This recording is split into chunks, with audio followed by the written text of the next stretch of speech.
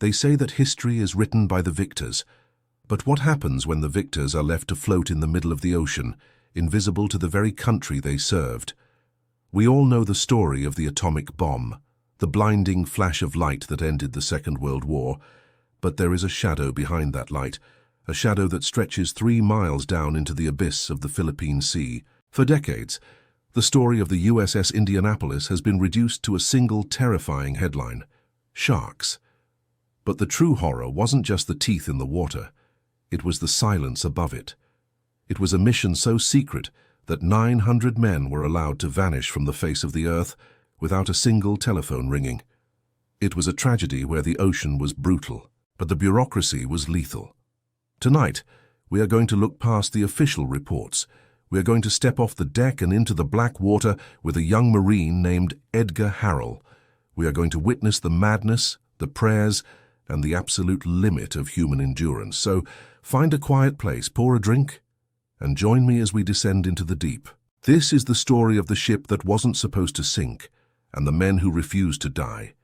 There is a silence in the middle of the Pacific Ocean that is unlike any other silence on Earth. It is not the silence of an empty room or a quiet forest. It is a heavy, crushing silence. It is a silence that has weight. If you look at a map of the world, you see the blue expanse between the United States and Asia, but a map cannot show you the scale. It cannot show you the indifference.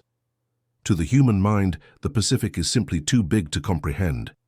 It is a desert of water, stretching out for thousands of miles, covering deep, dark valleys and underwater mountains that no human eye has ever seen. In the summer of 1945, this ocean was the stage for the final violent act of the greatest war in human history. The surface was patrolled by steel leviathans, battleships, carriers, destroyers, machines built to conquer the horizon. But even the largest ship is nothing more than a speck of dust when placed against the backdrop of that endless blue. And when a speck of dust disappears in the middle of a desert, it makes no sound that the rest of the world can hear. It simply vanishes. This is the story of a disappearing act. It is the story of a ship that was not supposed to sink, on a mission that did not officially exist, carrying a crew who believed the war was already over for them. It is a story of grand ambition and terrible oversight. But before the sharks, before the thirst, before the madness, there was just the steel, the men, and the mission. To understand the tragedy, you have to understand the machine, the USS Indianapolis. She was a Portland-class heavy cruiser, a greyhound of the sea. She was long, sleek, and fast. For more than a decade, she had served as a symbol of American naval power. She had carried President Roosevelt. She had served as the flagship for Admiral Spruance. She was not an anonymous vessel. She was royalty. Her hull was thick, her guns were massive, and her crew was proud. But in July of 1945, the Indianapolis was stripped of her pomp and circumstance. She was no longer a flagship showing the flag in foreign ports. She was a delivery truck, and she was tired. The ship had been through the fires of the Pacific Campaign. She had taken a kamikaze hit at Okinawa. The steel of her hull had been bent and scarred by the suicide plane, a hole punched through her armor that reached all the way down to her screw shafts. She had limped back to Mare Island in California for repairs, her crew shaken but alive. They thought the repairs would mean shore leave. They thought it meant rest. They were wrong. While the welders were still fusing new steel plates to her hull in the dry dock, orders came down from the highest levels of the United States government. These were not standard naval orders. They did not move through the usual chain of command. They were whispered. They were hand-delivered. The ship was to carry a crate. It was a wooden crate, roughly 15 feet long, accompanied by a metal bucket appearing to be filled with lead. The contents were classified above top secret. Even the captain, Charles B. McVeigh III, a man of impeccable lineage and discipline, was not told what was inside. He was simply told that the cargo was critical to ending the war. He was told that if the ship sank, the cargo was to be saved before the men. Think about that instruction. In the calculus of 1945, the contents of a wooden box were worth more than the lives of 1,196 sailors and Marines. The box contained the components for the little boy atomic bomb, the uranium projectile, the trigger mechanism. The physics of the apocalypse nailed inside a crate sitting on the hangar deck of a cruiser guarded by Marines who had no idea they were babysitting the end of the world. Among those Marines was a young man named Edgar Harrell. Edgar was 19 years old. In 1945, 19 was a different age than it is today. It was an age of forced maturity. Edgar was a boy from the American heartland, raised on the soil of Kentucky and Illinois, molded by the Great Depression and the polished pews of a country church. He was not a cynic.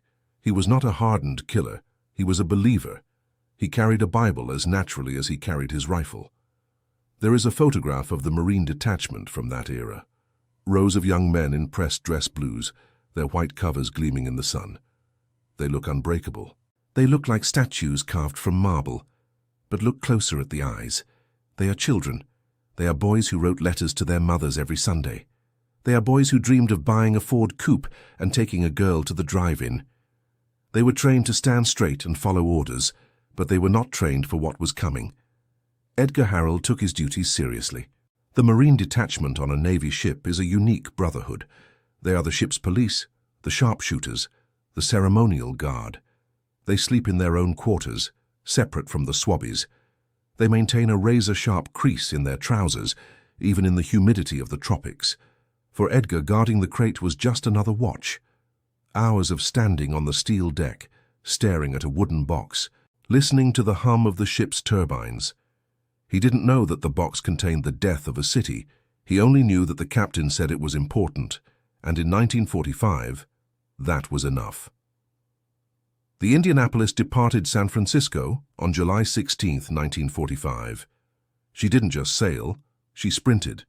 Under orders to reach the island of Tinian at maximum speed, the Indianapolis set a speed record that still stands today. She raced across the Pacific alone without an escort. Her engines screamed, her bow cut through the waves, and the black smoke from her stacks trailed behind her like a long, dark ribbon. They reached Tinian in 10 days. The crate was offloaded. The bucket was taken away by solemn men in jeeps. The mission was a success. And this is where the tragedy truly begins, not with a torpedo but with a sigh of relief. Once the cargo was gone, the tension evaporated. The Indianapolis was no longer a special courier. She was just another heavy cruiser in a war that was winding down. The urgency was gone. The protection was gone. The eyes of the High Command turned away, looking toward the looming invasion of Japan. The Indianapolis was ordered to sail to the Philippines, to Leyte, to undergo gunnery practice before rejoining the fleet. It was supposed to be a routine voyage. Those two words, routine voyage, are the most dangerous words in the history of naval warfare. They imply safety. They imply that the variables have been calculated, the risks mitigated, but in war, nothing is routine. Captain McVeigh asked for an escort. It was standard procedure for a capital ship sailing through hostile waters to have a destroyer or two alongside, smaller ships equipped with sonar to hunt for submarines. The Indianapolis had no sonar. She was blind to what lay beneath the waves. The request was denied. The logic was bureaucratic and cold. The area between Guam and Leyte was considered a backwater. The fighting had moved north. Intelligence reports said the waters were clear. There were no submarines reported in the area, so the Indianapolis was sent out alone into the deep, dark stretch of the Philippine Sea. It was Sunday, July 29, 1945. The mood on the ship was relaxed. You can imagine the atmosphere. The heavy lifting was done. The secret cargo was delivered. The war in Europe was over, and the rumors were flying that the Japanese were on the verge of surrender. The men of the Indianapolis felt like they had survived the worst of it. They were looking forward to the Philippines. They were looking forward to mail from home. The sun went down and the heat did not break. The Pacific equator is a kiln. The steel of the ship absorbed the sun all day and radiated it back at night. It was too hot to sleep below decks. The ventilation systems pushed heavy, stifling air through the compartments. So, the men moved up. Hundreds of sailors dragged their bedding onto the open decks. They found spots under the gun turrets, on the fantail, along the railings. They lay on the hard steel, looking up at the stars, trying to catch a breeze. It was a peaceful scene. 1,000 young men, drifting between sleep and wakefulness, rocked by the gentle swell of the ocean. Edgar Harrell was there. He had finished his watch. He had found a spot on the quarterdeck to sleep. The air was thick with the smell of fuel oil and salt. The sound of the ship was a rhythmic thrumming, a heartbeat of machinery that vibrated through the metal and into the bones of the men. It was a lullaby. But confidence is a fatal flaw. The ship was not zigzagging. Zigzagging is a defensive maneuver where a ship changes course every few minutes to make it harder for a submarine to aim a torpedo. Captain McVeigh had been given discretion. If the visibility was poor, he didn't have to zigzag. The night was dark, there was no moon. The clouds were heavy, blocking out the starlight. Visibility was low. To the eyes of the watchstanders on the bridge, the ocean was a wall of black ink. They believed they were invisible. They believed that if they couldn't see anything, nothing could see them. They were wrong. While the Indianapolis cut a straight line through the water at 17 knots, something was waiting. Deep below the surface, the water is cold and still. In that silence, a machine was listening. The I-58, a Japanese B-3 type submarine commanded by Mochitsura Hashimoto. Hashimoto was a patient man. He was a predator who had seen the glory of the Imperial Navy fade into desperation. By 1945, the Japanese fleet was decimated. Most submarines had been sunk. Hashimoto was one of the few left prowling the shipping lanes, hoping for one last kill, one last strike for the Emperor. He wasn't using sonar. He was using his eyes. He surfaced the submarine under the cover of darkness. He climbed into the conning tower and raised his binoculars. The Japanese optics were superior to almost anything the Americans had. They were designed for night fighting.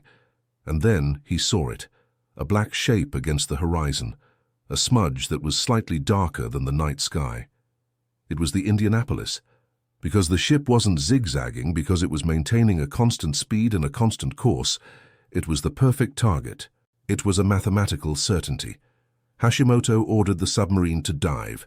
He maneuvered into position. He calculated the speed. He calculated the distance. He didn't fire immediately.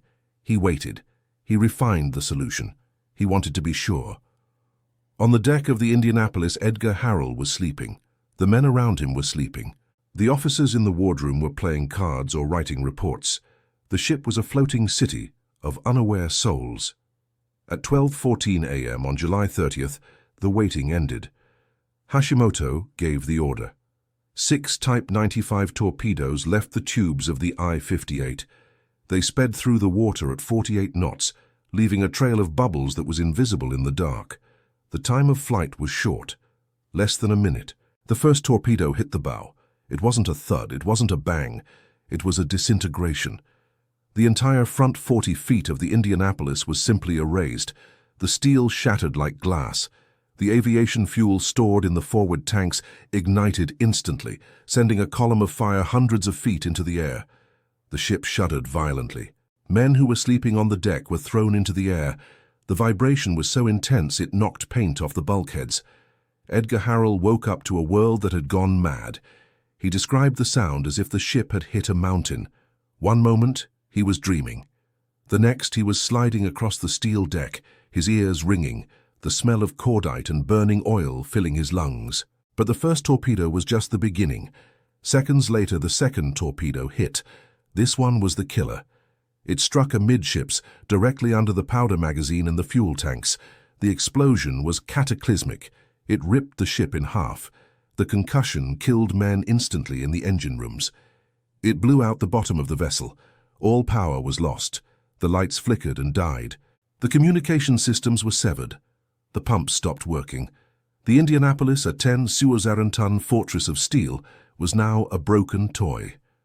Chaos erupted. It was absolute, total darkness, illuminated only by the hellish red glow of fires raging below decks. Men were screaming. Men were burned. Men were trapped in compartments that were rapidly filling with water. The ship began to list to the starboard side. It didn't lean slowly, it rolled.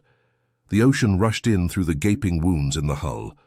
On the quarterdeck, Edgar Harrell scrambled to his feet. He was a Marine. His instinct was to find his station, to find his weapon, to follow orders. But there were no orders. The intercoms were dead. The officers were scrambling, trying to understand what had happened. The tilt of the deck became steeper, 10 degrees, 20 degrees. Harrell looked toward the bow and saw nothing. The front of the ship was gone. The ocean was swallowing the vessel whole. It is difficult to convey the speed of the disaster. When the Titanic sank, it took 2 hours and 40 minutes. There was time for the band to play. There was time for goodbyes. There was time to lower lifeboats. The USS Indianapolis sank in 12 minutes. 12 minutes. That is not enough time to think. It is barely enough time to breathe. There was no time to launch the lifeboats. The ship was rolling too fast. The release mechanisms were jammed or underwater. Men were cutting the rafts loose with knives, throwing anything that would float into the water. Harrell made his way to the rail. The ship was now on its side. The giant propellers were rising out of the water, still spinning slowly, dripping with oil. The roar of escaping steam was deafening, like the scream of a dying animal. He saw men jumping. Some jumped too early and hit the screws. Some jumped too late and were sucked down by the suction of the sinking hull. Harrell grabbed a kapok life jacket, a stiff canvas vest filled with fibrous material. He didn't put it on properly. There wasn't time. He just held onto it. He looked down into the black water. It was covered in a thick layer of fuel oil. It looked like tar. He jumped. He hit the water hard. The oil coated his eyes, his mouth, his nose. It tasted like poison. He kicked, fighting to get away from the steel monster that was coming down on top of him. He swam. He swam with everything he had, the survival instinct overriding all logic. He could hear the ship groaning underwater, the bulkheads collapsing under the pressure.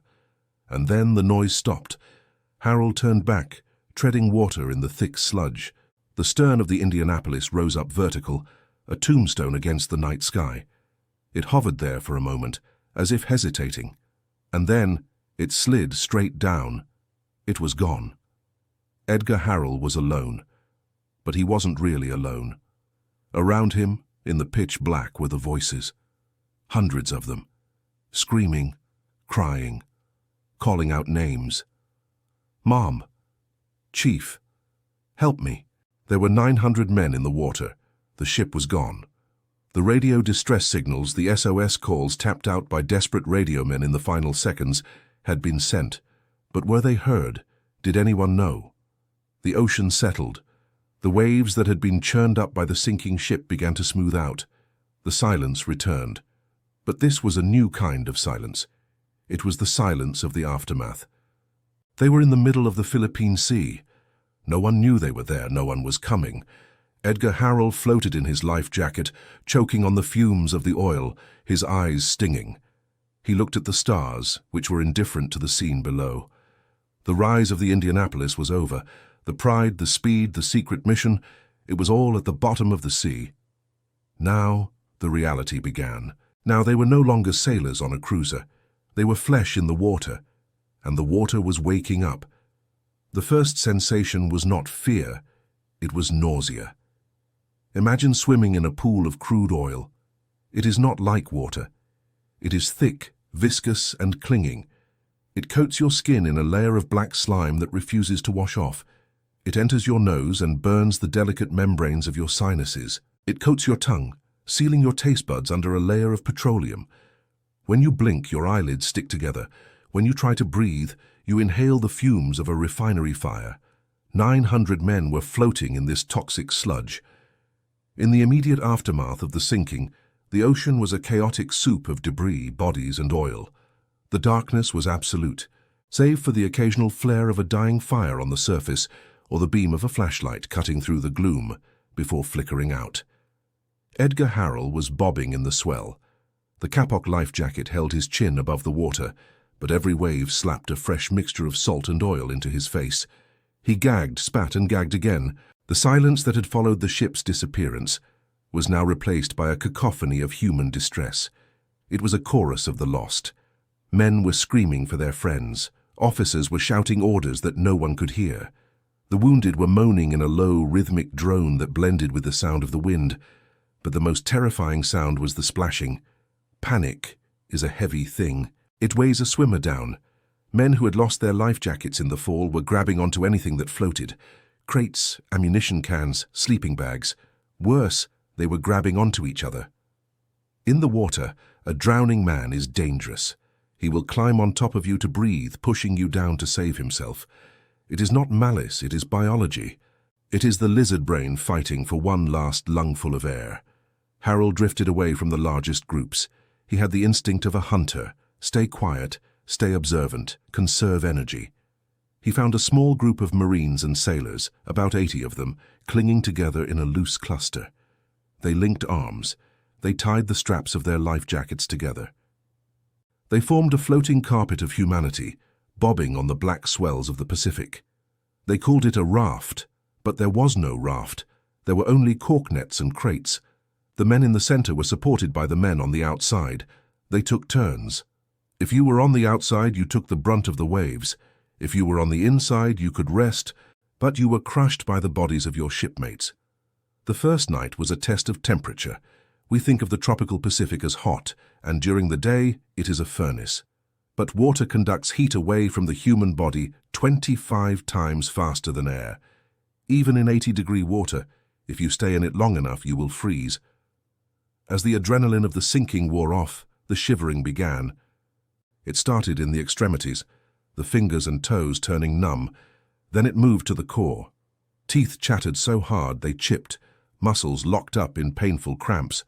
The cold was a physical weight, pulling them down, whispering that it would be easier to just let go, to slip out of the jacket and find warmth in the deep. Edgar Harrell prayed. He recited scripture through chattering teeth. He focused on the rhythm of the waves, trying to sync his breathing with the ocean. He told himself that the morning would bring rescue. The Navy knew where they were. The Navy didn't lose ships. By dawn, the planes would come. By noon, the destroyers would be there to pick them up. It was just a matter of holding on until sunrise, but before the sun rose, something else arrived. It started as a vibration. Water is an excellent conductor of sound and pressure. When a large object moves through the water, it pushes a pressure wave ahead of it. If you are floating, you feel it against your legs before you see it. The men on the perimeter felt things brushing against them, rough skin like sandpaper, heavy muscular tails slapping against shins. At first, they thought it was just debris, pieces of the ship. But debris doesn't circle back, debris doesn't have grit. The sharks had come. The oceanic white-tip shark is an open ocean predator. It is not like the great white, which hunts near the coast. The white-tip is a scavenger of the deep. It is an opportunist. It is often the first to arrive at a disaster at sea. Jacques Cousteau called it the most dangerous of all sharks. They were drawn by the sound of the explosions. They were drawn by the thrashing of 900 men. They were drawn by the blood in the water. In the dark, you couldn't see them. You could only feel them. The men would scream, "Something touched me," and kick out wildly. The kicking was the worst thing they could do. To a shark, thrashing signifies prey. It signifies distress. That first night, the sharks were cautious. They were investigating.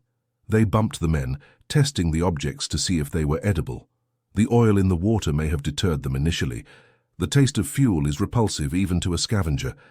But the oil didn't cover everyone. Just before dawn, the testing ended. A scream tore through the group, sharp, high, and terrified. It was cut short, followed by a violent splashing, and then silence. The men huddled tighter. They pulled their legs up to their chests, curling into fetal balls, trying to make themselves small. They were no longer soldiers or sailors. They were meat floating in a dark larder, waiting to be chosen. Then the sun rose. July 30th. Day 1. The sun in the Pacific does not rise gently. It explodes over the horizon. One moment it is grey, the next you are under a spotlight. The light revealed the true scale of the horror. The ocean was streaked with long ribbons of black oil. Debris was scattered for miles, and among the debris were the heads of the survivors, looking like coconuts bobbing in the surf. But the light also revealed the dead. Bodies were everywhere. Men who had died in the explosion, men who had drowned in the night, men who had succumbed to their wounds. They floated face down, their life jackets holding them up in a mockery of safety. The sharks were moving among them. With the daylight, the survivors could see the fins. Dorsal fins, grey and white-tipped, cutting the surface. Not one or two. Dozens. Hundreds. They circled lazily, woven into the fabric of the scene like stitches in a quilt. Edgar Harrell looked around. The group he was with had survived the night, but they were already changing. Their faces were blackened with oil. Their eyes were white circles of fear. The camaraderie of the mess hall was gone, replaced by a feral desperation. And then the sun began to work. If the night was the torture of cold, the day was the torture of heat. The sun beat down on their exposed heads. There were no hats. There was no shade. The reflection off the water doubled the intensity. The oil on their skin began to bake, forming a crust that cracked and bled. But the real enemy was not the shark or the sun or the cold. The real enemy was inside them. Dehydration is a mathematical countdown. The human body is a machine that runs on water. Take the water away, and the machine begins to shut down, system by system. First, the mouth goes dry. The saliva thickens until it feels like cotton. Then the tongue swells. It grows too large for the mouth, protruding past the teeth. The lips crack and split. Then the blood thickens. Without water, the blood volume drops. The heart has to pump harder and faster to push the sludge through the veins. The pulse races. The head pounds. Then the mind goes. By the afternoon of the first day, the men were thirsty. By the second day, they were desperate. They were floating in millions of gallons of water, crystal clear, blue and inviting. The irony was a physical pain. Water, water, everywhere. Nor any drop to drink. The old poem became a living curse. Some men couldn't take it. They looked at the blue water, and their brains tricked them. They convinced themselves that it wasn't salt water. They convinced themselves that the water in the life rafts, which didn't exist, was safe. Or they simply decided that a sip wouldn't hurt. Just a little sip to wet the tongue. Edgar Harrell watched a man near him cup his hands. He warned him, "Don't do it, it'll kill you." The man ignored him. He brought the water to his cracked lips and drank. For a moment, the relief is instant. The cool liquid soothes the throat. But then, the chemistry takes over. Salt water is hypertonic. It contains more salt than human blood.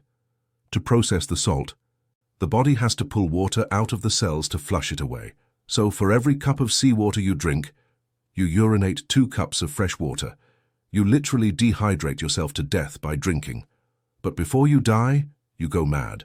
The sodium poisons the brain. Within an hour of drinking, the man who had sipped the water began to twitch. His eyes rolled back.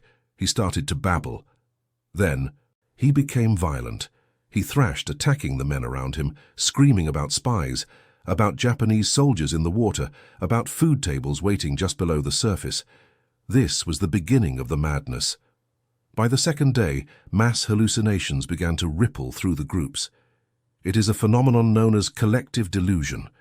One man points at the horizon and says, "I see an island." He describes the palm trees.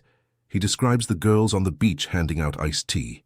He describes it so vividly, with such absolute conviction, that the starving, dehydrated brain of the man next to him starts to see it too. "I see it!" he shouts. "I see the island!" Harrell watched as groups of men detached themselves from the main cluster. They began to swim. They swam toward islands that weren't there. They swam toward ships that were actually clouds. They swam with a burst of manic energy, fueled by the delusion of salvation. They swam away, and the sharks followed them. The predators had learned. The isolated swimmers were the easiest targets. Harrell would watch a group swim off, chanting about cold beer and fresh sheets. They would get 100 yards out. Then the splashing would start. The fins would converge. The water would turn a sudden bright red, contrasting violently with the deep blue. Then silence again. Those who stayed behind held onto each other tighter. They formed what they called kapok chains. They clipped their jackets together to prevent anyone from drifting off in their sleep. But even this was dangerous. When a man died in the chain, you couldn't just let him go. You were clipped to a corpse. You had to fumble with the knots, your fingers swollen and useless, while the dead weight pulled you down and the sharks bumped against your legs, smelling the death. Edgar Harrell found himself in the middle of this nightmare, and he realized that survival was not physical. It was mental. The men who were strongest, the football players, the weightlifters, they were often the first to die. They burned through their energy reserves too fast. They fought the ocean, and the ocean won. The men who survived were the ones who could turn off their minds, or rather tune their minds to a different frequency. For Edgar, that frequency was faith. He didn't just pray for rescue, he prayed for sanity. He treated prayer as a job, a task to be completed every hour. It gave him a structure. In a world where time had lost all meaning, where day bled into night and night bled into day, the ritual of prayer was a clock. He watched friends die. He watched a buddy he had bunked with for months start screaming that the ship hadn't sunk, that it was just below them, and the galley was serving ice cream. The boy unclipped his life jacket. "I'm going down to get a scoop," he said, smiling through cracked, bleeding lips. "Don't," Harrell rasped. "Stay here." "I'll bring you some," the boy said, and he dove. He swam down into the black abyss, chasing a phantom ship. He never came back up. Harrell watched him go. He didn't cry. He couldn't cry. His body didn't have the water for tears. He just watched the spot where his friend had vanished, and he prayed. He prayed not to be eaten. He prayed not to drown. But mostly, he prayed not to drink. By the third day, the concept of Navy had ceased to exist. The concept of America was a distant dream. There was only the salt, the sun, the fin. The hierarchy of the ship was gone. Officers and enlisted men were equal in the water. Rank meant nothing to a shark. Rank meant nothing to the sun. But a new hierarchy emerged, the hierarchy of will. Some men became comatose, drifting in a twilight state. Others became predators themselves, hoarding life jackets from the dead, pushing weaker men away to the outside of the circle to serve as a buffer against the sharks. And some became saints, men who held up the heads of the drowning until their own muscles failed, men who gave away their turn in the center of the raft. Harrell saw it all. He saw the best of humanity and the worst of humanity, stripped naked by the elements. He saw a shark take a man from the waist down. The attack was so fast, so violent, that the man was lifted out of the water before being dragged under. The pressure wave hit Harrell's chest like a punch. He realized then that he was not waiting for rescue. He was waiting for his turn. The ocean was a machine, it was a digestive system, and they were being processed. As the sun began to set on the third day, the thirst was a roaring fire in his throat. His tongue was a piece of leather. His vision was tunneling. He looked at the horizon. It was empty. The sky was empty. The sea was full of monsters. Edgar Harrell closed his eyes. He floated. He existed. And then, the hallucinations came for him too. Not visual, but auditory. He heard voices. Soft, comforting voices. They weren't offering water, they were offering sleep.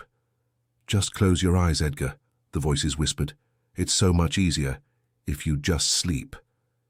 He knew that if he slept, his head would drop forward, his nose would go underwater, he would inhale the salt, and it would be over.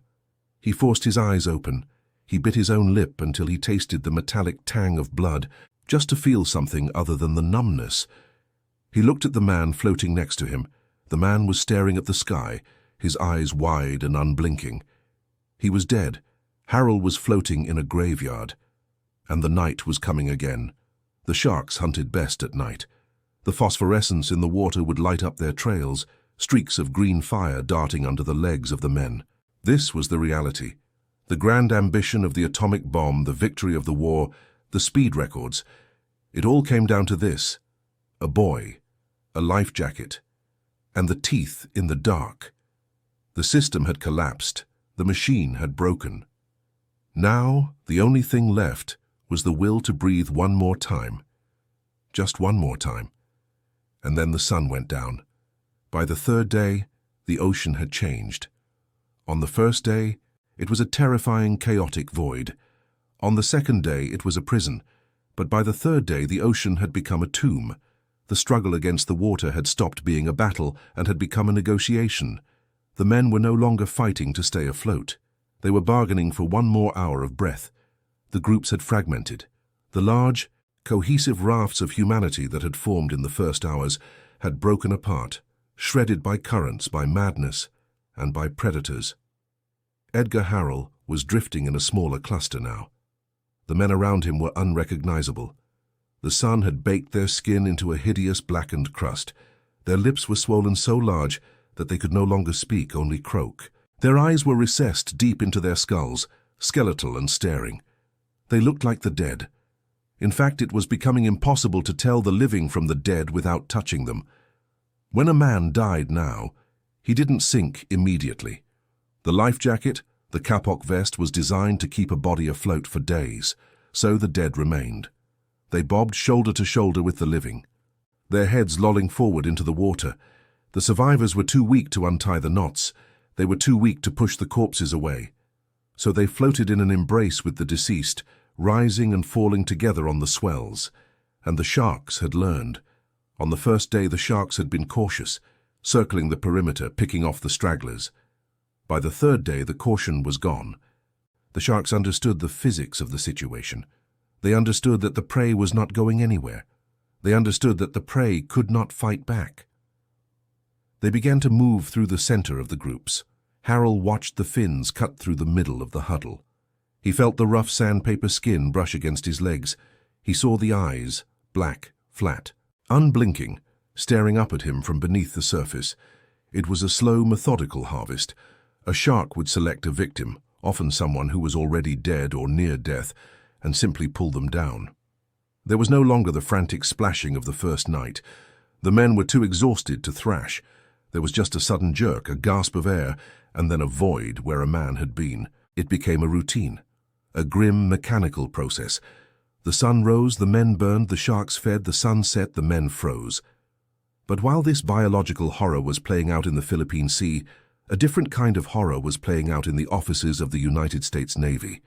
It was a horror of paper, of teletypes, and of silence. To understand why 900 men were left to rot in the ocean for 4 days, you have to understand the invisible machinery of the war. You have to look away from the sharks and look at the manifest.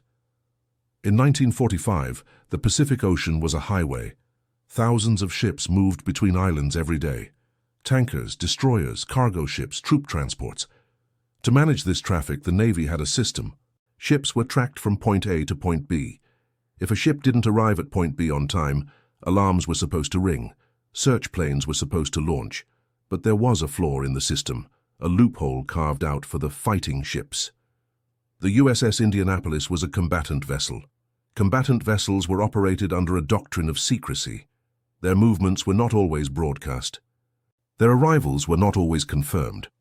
When the Indianapolis departed Guam, a message was sent to Leyte in the Philippines.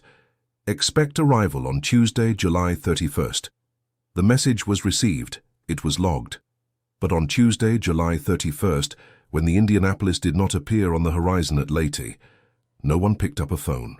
No one radioed back to Guam to ask, "Where is she?" The port director at Leyte had a board on his wall. On that board were the names of the ships expected that day.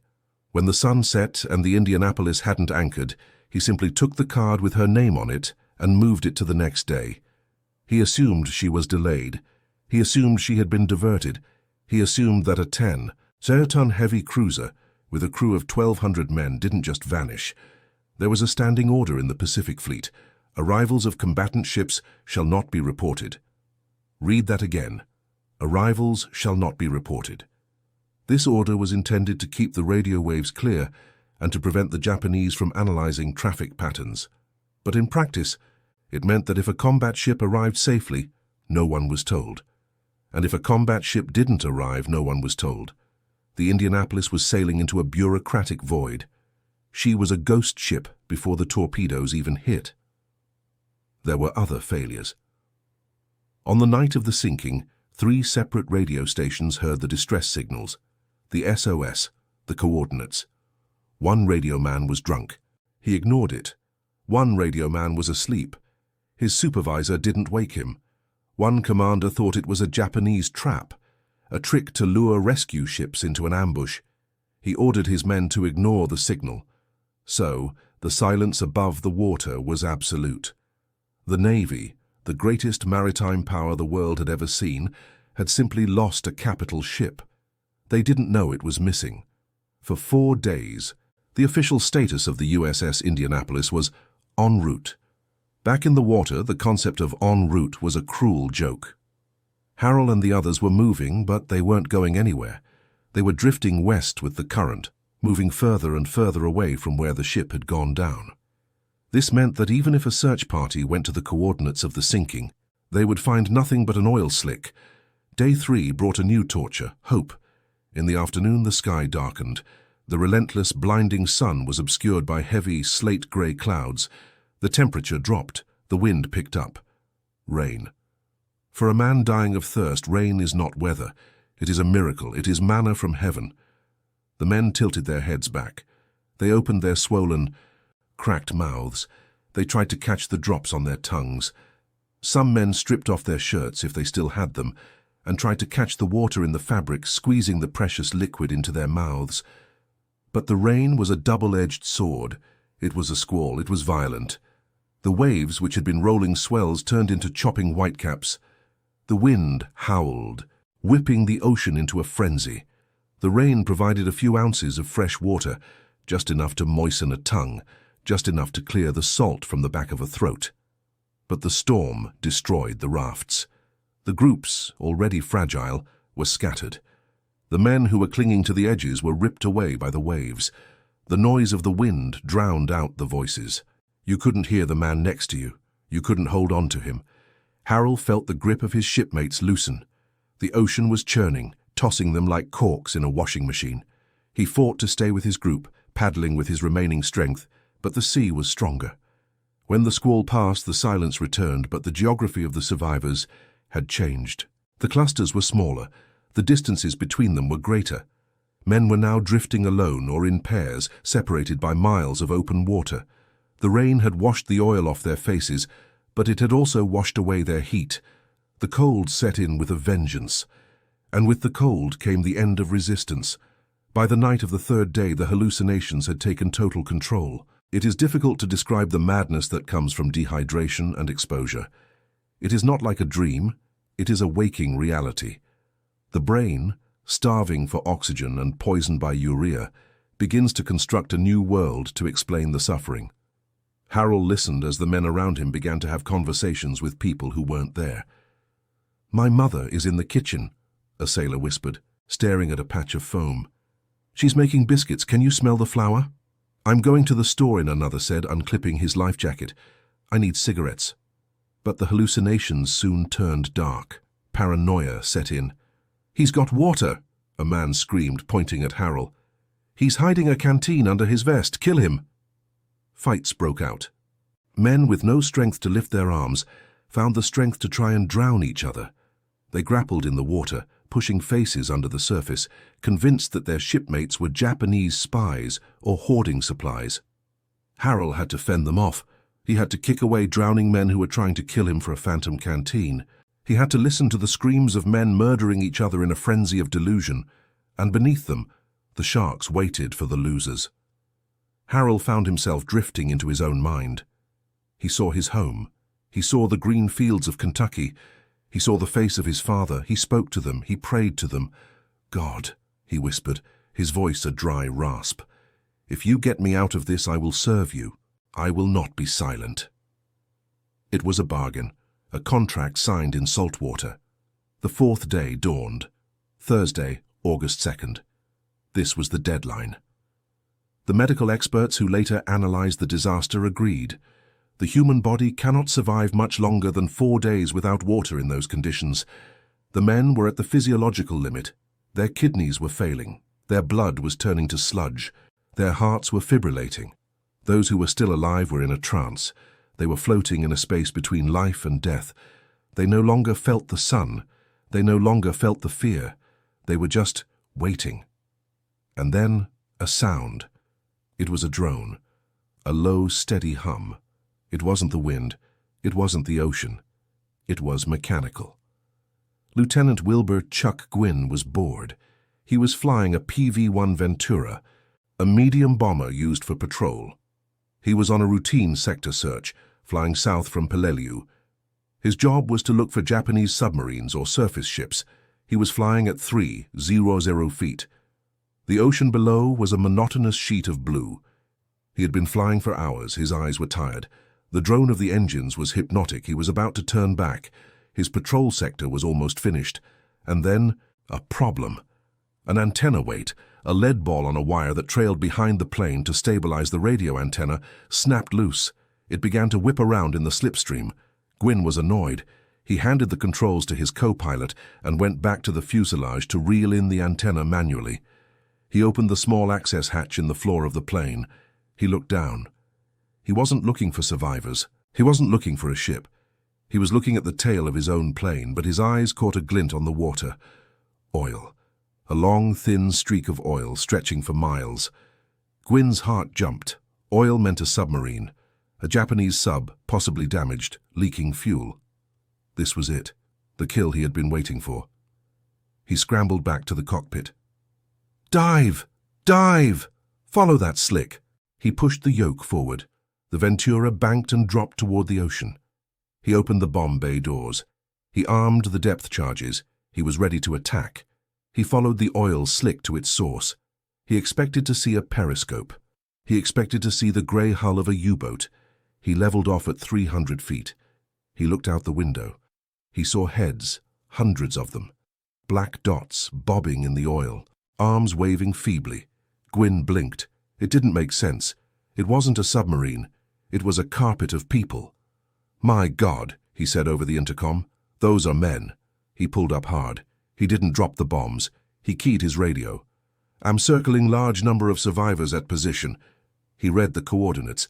"Send help immediately." Back in the water, Harrell heard the roar. He looked up. He saw the plane. It was low. So low he could see the rivets on the fuselage. He could see the gun turrets. He tried to wave. His arms were heavy as lead. He tried to shout. No sound came out. The plane banked. It circled. It dipped its wings. A signal.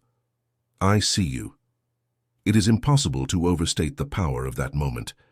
For 4 days they had been invisible. They had been alone in the universe. Now an eye had opened. They were seen.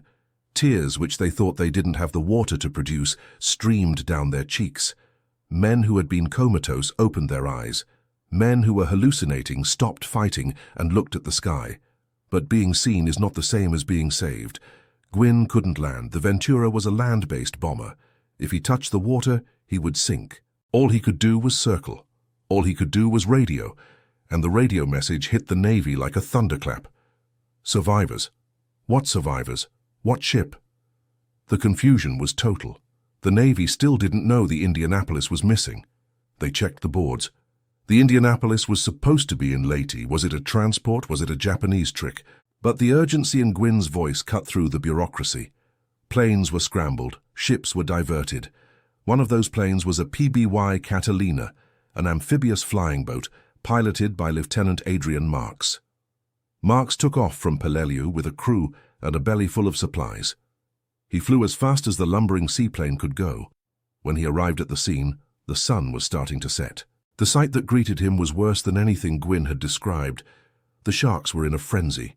Now that the sun was going down, the predators were attacking with renewed vigor.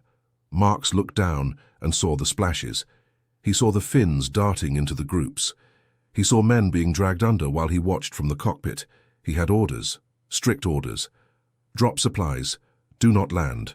The swells are too high. The ocean was rough. The waves were 12 feet high. A PBY is a fragile aircraft. Landing in those conditions was suicide. It would rip the hull apart. Marks circled. He dropped rafts. He dropped crates of water. But he saw that the rafts were drifting away. The men were too weak to swim to them, and the sharks were eating them. Marks looked at his crew. He looked at the water.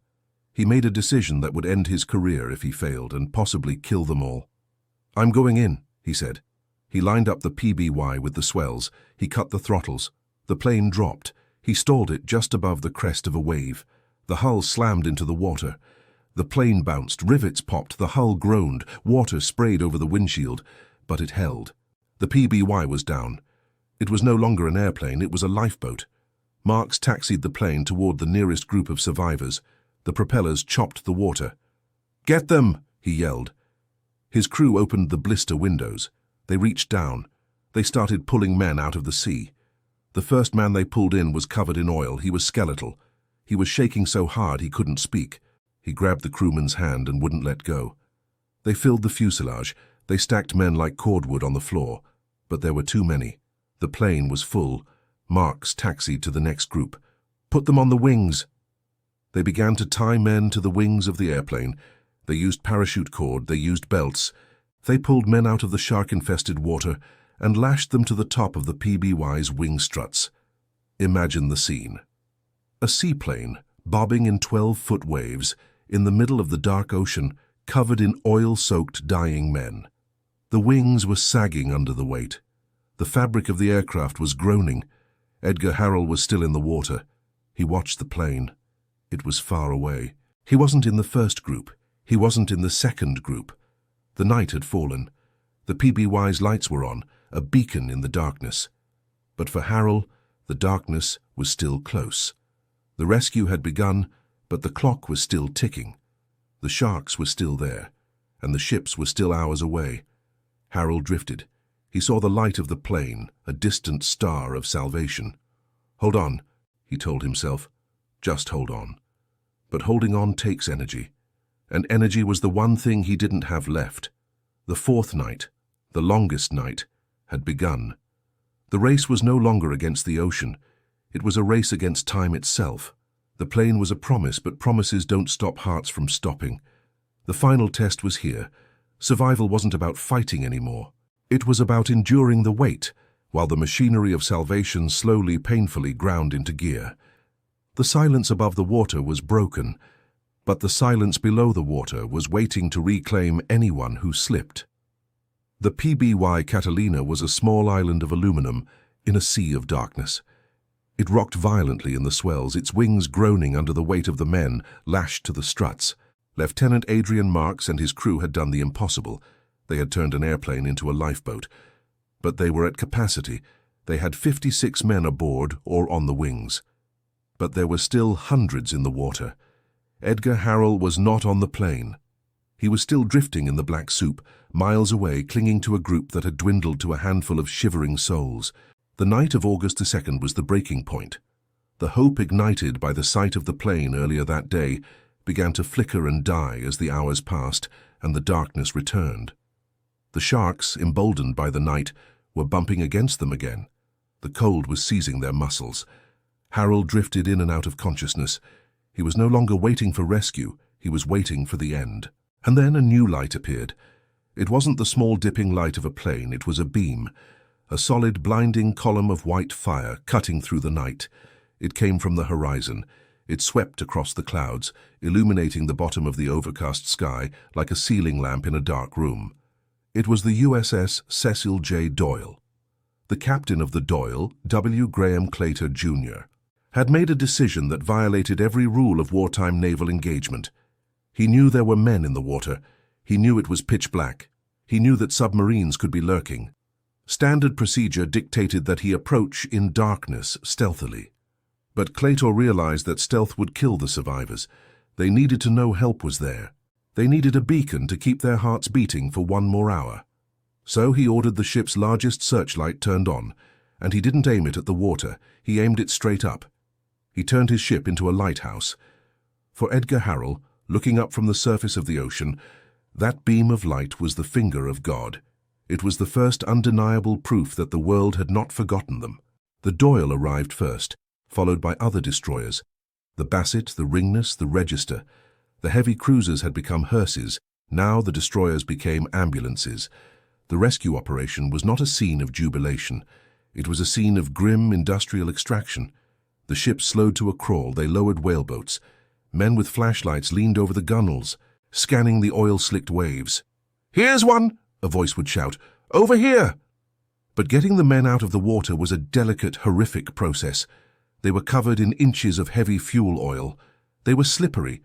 When the sailors on the boats reached down to grab an arm or a wrist to pull a survivor up, they encountered a nightmare. The skin of the survivors had been macerated by 90 hours of salt water and fuel. It was soft, like wet paper. When a rescuer grabbed a survivor's arm, the skin would often slough off in their hands. The flesh simply detached from the muscle. The rescuers recoiled in horror, then reached back down, grabbing belts, life jackets, anything that would hold. They hauled them up like catch from a net. The survivors were skeletal. Their eyes were sunken caverns. Their tongues were swollen blocks of wood protruding from their mouths. Many were delirious, fighting their rescuers, screaming that the Japanese were taking them. Harrell was pulled from the water. He remembers the sensation of being lifted, the sudden absence of the ocean's weight, the hardness of a boat deck beneath his back. He was alive. But being alive was a statistical anomaly. The ship stayed on station for days, searching every swell, every patch of debris. They found bodies, hundreds of them. They found half-eaten remains. They found empty life jackets. They collected the living and they collected the dead. The dead were identified if possible, weighted down, and committed back to the deep. There was no room to bring them home. The survivors were taken to hospitals on Peleliu and Guam, and this is where the second chapter of their suffering began. The first task was to remove the oil. It had soaked into their pores. It was in their hair, their ears, their stomachs. The nurses and corpsmen used kerosene and mineral oil to dissolve the sludge. They scrubbed the raw, burned skin of the men, a process that was agonizing. As the oil was washed away, the human beings underneath were revealed. They were young men who looked like geriatrics. They had lost 20–30 pounds in 4 days. They were covered in saltwater ulcers, deep crater-like sores where the salt had eaten into the flesh. But the most painful part wasn't the scrubbing, it was the counting. In the clean, sterile wards of the naval hospitals, the adrenaline faded and the math took over. The USS Indianapolis had a crew of 196 men. About 900 had gone into the water alive. The final count of survivors was 316. 880 men were dead. It was the greatest single loss of life at sea in the history of the United States Navy. Edgar Harrell lay in his hospital bed, clean sheets against his skin, listening to the silence. He looked at the empty beds around him. He thought of the boys from the Marine detachment, the ones who had stood guard over the crate, the ones who had talked about their sweethearts, gone. And while Harrell and the 315 others lay in their beds, sipping water by the teaspoon because their stomachs couldn't handle more, the world changed again. On August 6, 1945, just 4 days after their rescue, a B-29 bomber named the Enola Gay took off from Tinian. It carried the Little Boy atomic bomb, the bomb that the Indianapolis had delivered. It was dropped on Hiroshima. The blast vaporized a city. It forced the surrender of the Japanese Empire. The war ended. The irony is staggering. The men of the Indianapolis had delivered the instrument of peace, and the price they paid was to be forgotten by it. While the world celebrated VJ Day, while sailors kissed nurses in Times Square and ticker tape rained down on New York City, the survivors of the Indianapolis were sitting in quiet rooms, trying to understand why they were still breathing. But the Navy was not celebrating. The Navy was embarrassed. The loss of the Indianapolis was a public relations disaster. How could a major warship vanish for 4 days?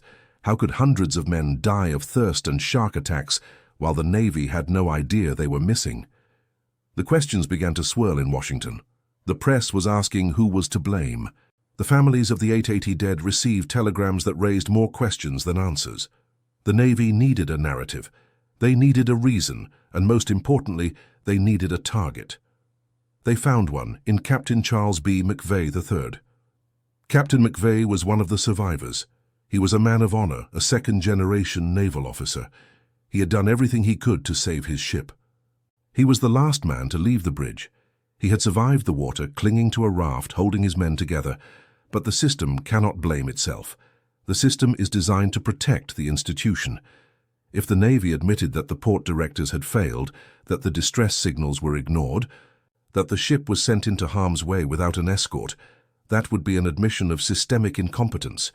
It was easier to blame the captain. McVeigh was court-martialed. He was the only captain in World War II to be court-martialed for losing his ship to enemy action. The trial began in December 1945. It was a spectacle. The charge was hazarding his ship by failing to zigzag. The Navy argued that if McVeigh had been zigzagging, the torpedoes would have missed. To prove this point, the Navy did something unprecedented. They brought in a witness for the prosecution.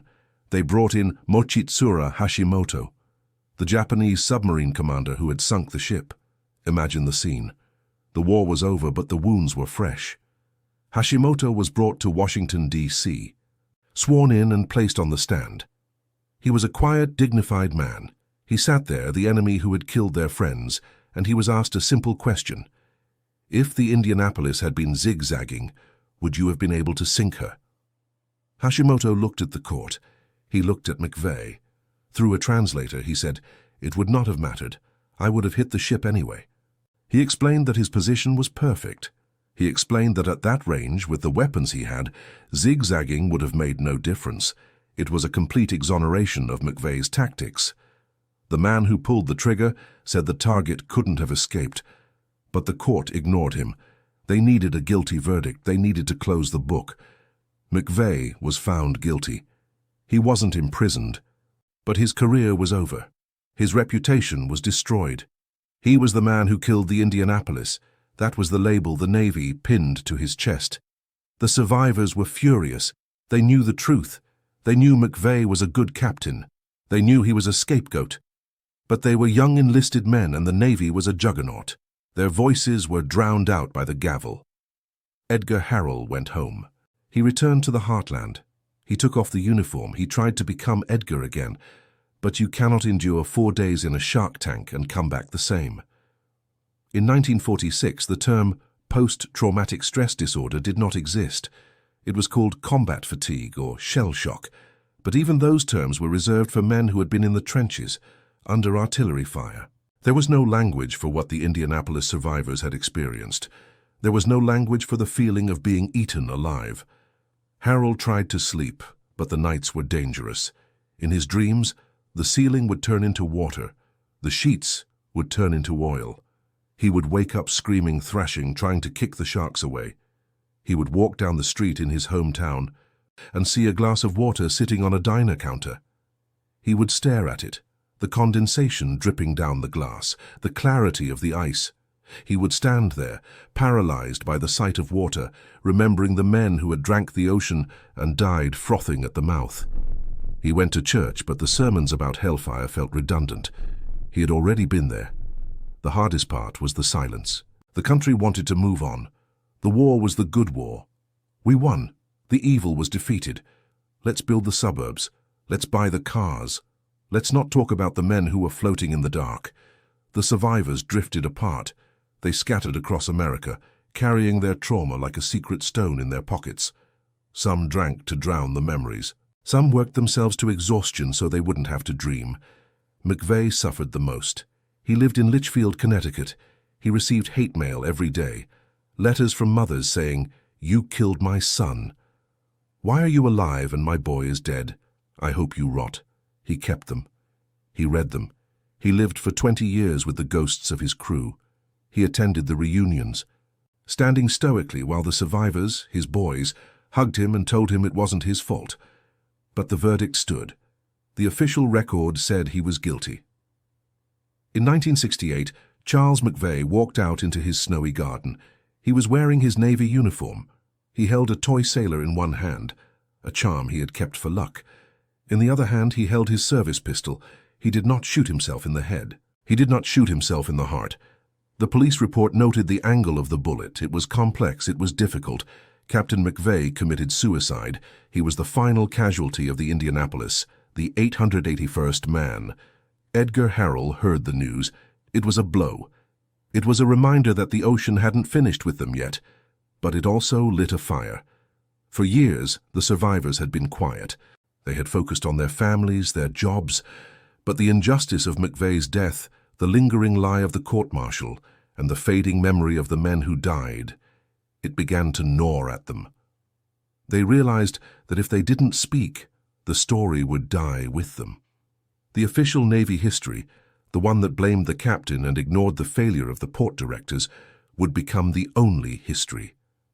Harrell began to speak. It started slowly. Small groups, church basements, VFW halls. He stood up, a graying man in a suit, and he told the story. He told it not as a hero, but as a witness. He talked about the crate. He talked about the torpedoes. He talked about the thirst. "I can still hear the screams," he would say to the hushed rooms. "I can still see the fins." He described the hallucinations. He described the moment he made his promise to God. "I promised that if I lived, I would give the glory to Him." and I would tell the truth. And as he spoke, he found that he wasn't alone. Other survivors were speaking too. They were organizing, they were writing letters. They were no longer just survivors of a shipwreck. They were soldiers in a new war, a war for the truth. But the Navy is a slow-turning ship. It took decades. The survivors grew old. Their numbers dwindled. The 316 became 200, then 100, then 50. It seemed like they would run out of time. It seemed like the record would never be corrected. And then help came from the most unlikely place imaginable. It didn't come from a lawyer. It didn't come from a politician. It came from a 12-year-old boy, Hunter Scott, a sixth grader in Pensacola, Florida. In 1996, Hunter needed a topic for his history fair project. He had seen the movie Jaws. He remembered the monologue where the character Quint talks about the Indianapolis. "Japanese submarine slammed 2 torpedoes into our side, Chief." Hunter thought it was just a movie story. His dad told him it was real. So the boy started digging, he started reading, and he realized something that the adults had missed or ignored. He realized the captain had been framed. Hunter Scott didn't just make a poster board. He placed ads in Navy newspapers looking for survivors. Edgar, Harrell, and the others answered. Imagine this: grizzled veterans, men in their 70s and 80s, sending documents and letters to a middle schooler. Hunter Scott interviewed them. He gathered the evidence. He found the records of the distress signals that were ignored. He found the proof that the ship was denied an escort. He went to Washington. A 12-year-old boy walked into the halls of Congress, armed with a cardboard display and the testimony of old men, and he shamed the United States Navy into action. The media picked up the story. It was irresistible. The boy and the battleship. The truth coming out of the mouth of a child. The pressure mounted. The Navy could no longer ignore it. In October 2000, Congress passed a resolution exonerating Captain McVeigh. President Bill Clinton signed it. It wasn't a pardon. A pardon implies guilt. This was an exoneration. It said, he did nothing wrong. Captain McVeigh was dead. He couldn't hear the news, but Edgar Harrell heard it. He sat in his living room, watching the news, and he wept. Not for himself, but for his captain, and for the lifting of the burden. The story was finally complete. The lie was erased. But the legacy was just beginning. As the years moved into the 21st century, the survivors became fewer and fewer. They became living monuments. When they walked into a room, people stood up. Not because of the war, but because of the survival. They were the men who had looked into the abyss and blinked. Edgar Harrell continued to travel. He continued to speak. He wrote a book, Out of the Depths. He wanted people to understand that the story wasn't just about sharks. It was about the fragility of life. It was about the strength of the human spirit when the body has given up. He would often end his talks by looking at the audience, his eyes clear and sharp. "I am not a hero," he would say. "The heroes are the ones who didn't come back. I am just the messenger." But there was one final mystery left. One final piece of the puzzle that the ocean had kept for itself, the ship. For 72 years, the wreck of the USS Indianapolis had never been found. It was lost in the deepest part of the Philippine Sea, 3.5 miles down. Deeper than the Titanic. The coordinates were vague. The ocean was too big. It was considered an unfindable grave. But technology catches up to history. In 2017, a research vessel funded by Paul Allen, the co-founder of Microsoft, set out to find her. They had autonomous underwater drones. They had the best sonar in the world. They went to the location. They scanned the darkness. And on August 19, 2017, a drone sent back an image. It wasn't a rock. It wasn't a shadow. It was grey steel. And on the side of the steel, preserved perfectly by the lack of oxygen, was a number. 35 Ace, the hull number of the Indianapolis. The news flashed around the world. The Indianapolis is found. Edgar Harrell was 92 years old. He looked at the photos. He saw the anchor. He saw the gun turrets. He saw the bridge where he had stood watch. It was all there, sitting in the silent dark, 3 miles down. The ship that wasn't supposed to matter. The ship that carried the end of the war. The ship that became a tomb. Edgar looked at the pictures, and he felt a strange sense of peace. The monster was real. The steel was real. It wasn't a nightmare anymore, it was history. He realized then that he was the last guard. The Marine detachment was almost gone. The officers were gone. The ship was a ghost. But the story was iron, and as long as he had breath, he would tell it. Because in the end, that is what survival is. It is not just staying alive, it is bearing witness. It is speaking for the dead when the water fills their mouths. It is saying, when we were here, we mattered and we remember.